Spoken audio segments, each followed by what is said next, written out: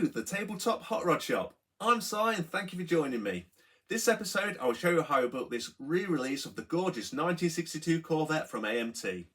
The engine was pirated for another project, but that wasn't going to stop this build.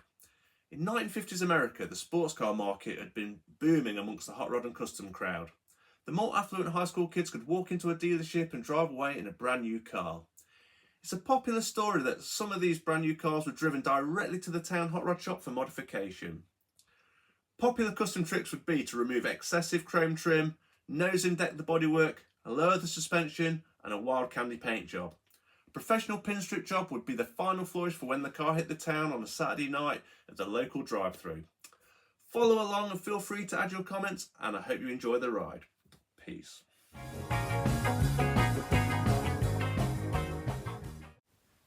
The first job I tackled was removing the chrome trim, moulded it onto the body over the trunk lid and into the cockpit. Using a scalpel, a fine file and a sanding block, I finally finished it off with some 400 grit wet and dry paper.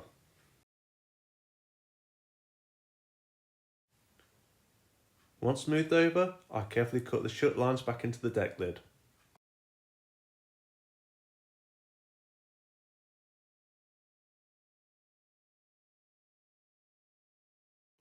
Next, I carefully removed the wipers moulded to the screen and scuttle panel. Using a scalpel and a fine file, I shaped it back to the frame.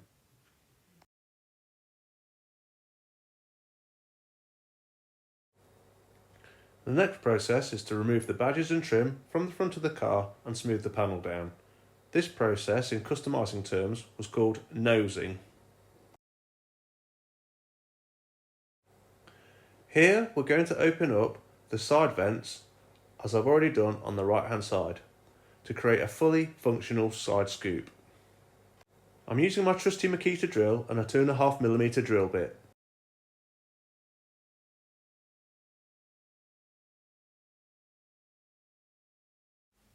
With a sharp scalpel, I'll now create the opening.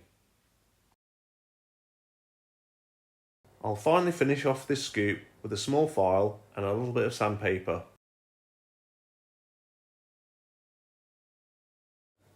Voila! Fully functioning side scoops. To add some realism, I'm going to adjust the thickness of the plastic by using a scalpel and a file to give the illusion of sheet metal thickness. Here I'm going to remove the door handles. Quick removal with a scalpel, a smooth over with some sandpaper, and final finish with 400 grit wet and dry paper.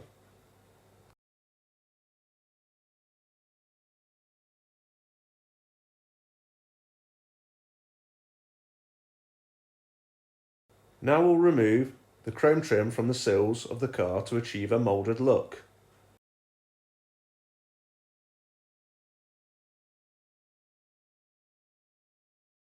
Once again, I had to recut the door shuts, just like I did on the deck lid.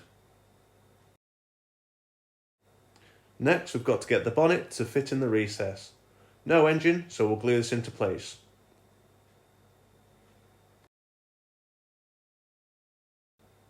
This is followed by the lower valance, which will also get glued into place, being careful to line it up with the edges of the wheel wells.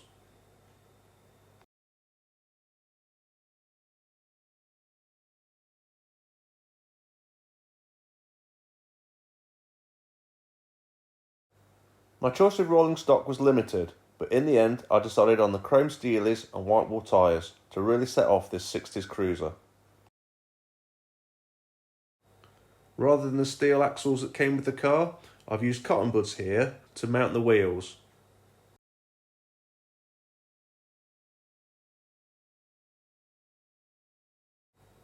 The wheels are a nice snug fit onto the axles. We're going to put this together temporarily. We'll check out the stance.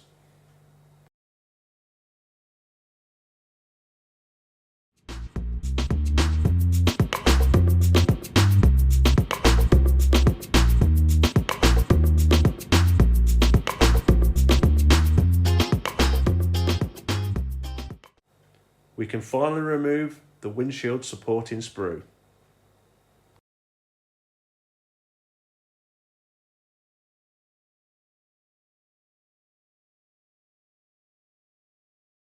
bit of wet and dry, getting it ready for paint, 400 followed by 1000 grit. And a final fettle of the hardtop just to get it fitting snug over that windscreen. Looks good, and now for paint.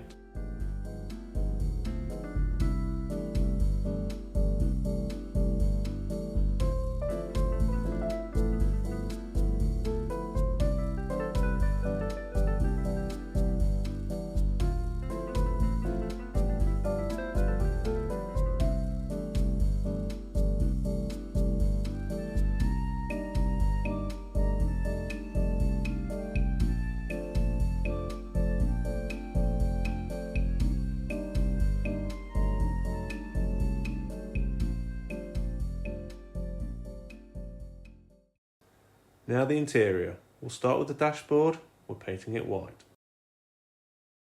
Once dry, the dials will be done in black and we'll pick out some detail with a silver paint pen. Now the interior tub, again, just a basic white wash over. Maybe 2 coats will give us a nice look. We're using the custom grille which came with the model. It's an all chrome piece, so what we're going to do is an old trick. We're washing over the grille with some black paint. Once the paint tacks off, we'll wash it over with some brush cleaner. This will show the chrome back through the paint. Once we've wiped over the chrome, we've got a very realistic looking grille. Here I'm using a chrome paint pen on the hardtop trim and the screen frame itself. For a bit of extra strength, I'm going to use super glue to hold the wheels to the tyres.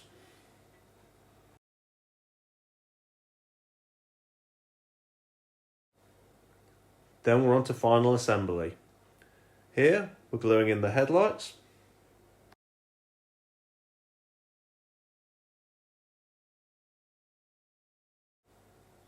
Next, the rear bumperettes are bonded into place. These are the custom features which came with the kit.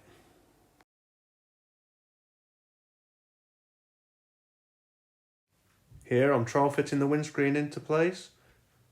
It's a little bit fiddly, but take your time and make sure it fits properly. Next, the tricky task of bonding the windscreen in without getting glue all over it. Next, we're bonding the license plate frame into place.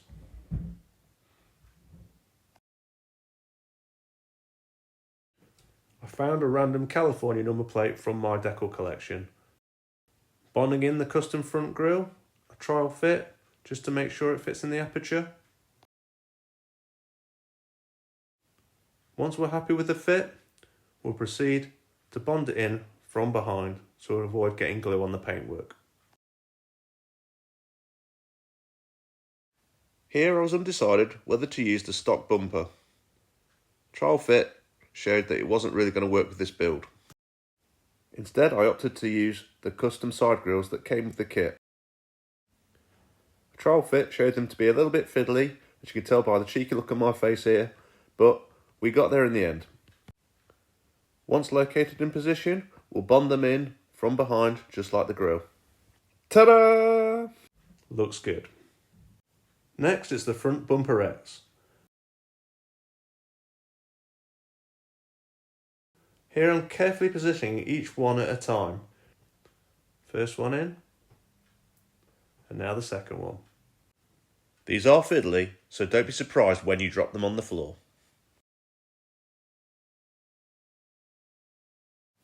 The axles are different widths, front and rear. I'm just checking to make sure I've got them in the right position. What I didn't show was that I drilled a hole 5mm higher up on each side of the chassis to put the wheels firmly up inside the arches. Next we have the final assembly of the interior. Here the steering wheel goes into the dashboard.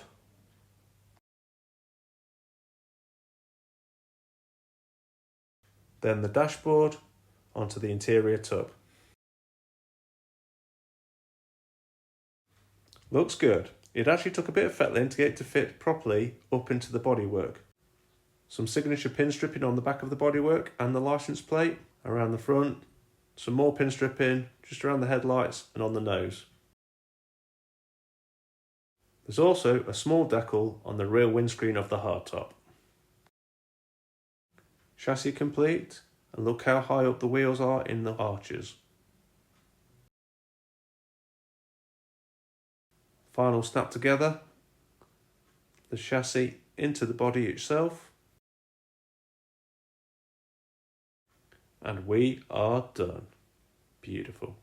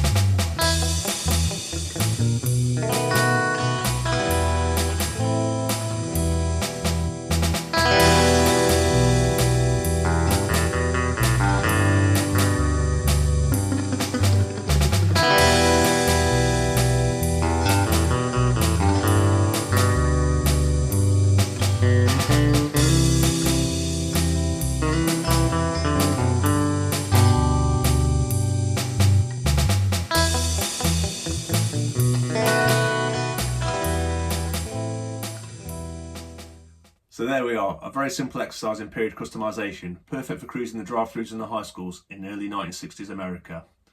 Nose to remove the emblems from the front, deck to remove the emblems from the back, the side chrome trim has been removed, the side vents have been opened up, the paint is Ford Tonic Blue. The pin strip decals on the back and on the front are from the 32 Ford 5-window coupe kit from Revell. The chrome reverse wheels are also from that kit. The white wall tyres are from my box, they could be from anywhere, but the white walls themselves have been painted on. They really complement the feel that I was going for the car. I think you'll agree, this is an absolutely stunning model with the roof on or off, and I'm really pleased with it. Thanks for watching, join me for my next project. Peace.